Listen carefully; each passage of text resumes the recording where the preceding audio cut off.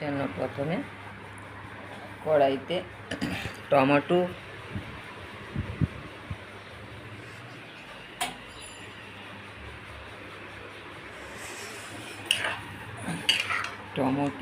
একটু পেঁয়াজ,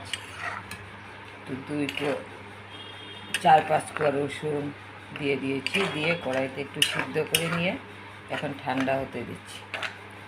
তারপরে এটাকে ব্লেন্ডারে পেস্ট করে নেব।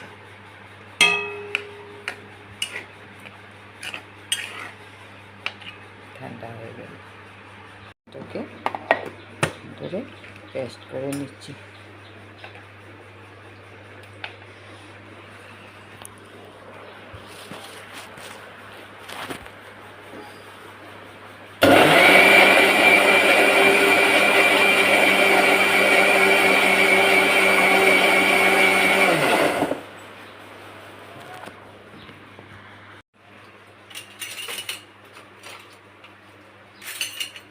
এবার চাটনিতে টমেটোটা ছেঁকে দিচ্ছি।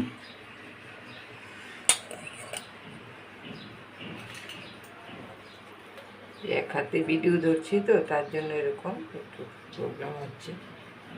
এভাবে সবটা ছেঁকে নেব। চাটনি দিয়ে পড়ছিল না বলে এই থালটার মধ্যে আমি তাড়াতাড়ির জন্য নিয়ে নিচ্ছি।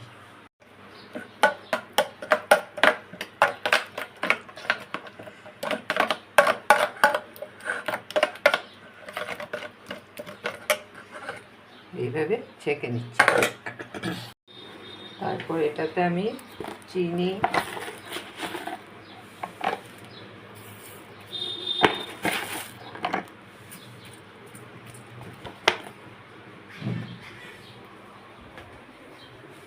লবণ,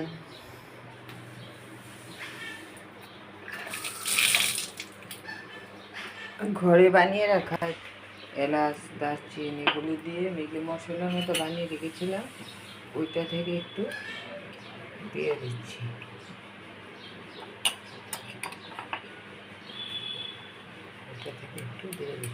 দিয়ে এটাকে কড়াইতে দিয়ে এভাবে এই অবস্থা নামিয়ে নেব। এরকম দিলে সসের মতো এরকম অবস্থায় সেটাকে একটু ভিনিগার দিয়ে নামিয়ে নিয়ে এখান থেকে একটু ভিনিগার, 2 চামচ ভিনিগার দিয়ে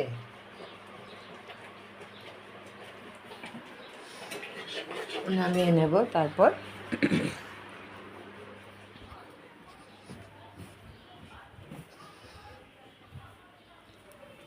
এই কাচের বোতলটাতে ভরে রাখবো ভিনিগারটা আর এই সসটা। রোদ্রে দিয়েছি শুকাবার জন্য, শুকিয়ে গেলে বোতলটাতে ঢুকে। প্রথমবার বানিয়েছি তো, তাই এত বড় বোতলে অল্প সস না রেখে আরেকদিন বেশি করে বানিয়ে নেব। আর এখন এইটাতেই ঢুকিয়ে নেব। এই কাচের বয়ম, এটা দিয়ে রেখে দেব। একটু ভর্তি হয়ে গেছে, এটা দিয়ে রেখে দেব ছোট।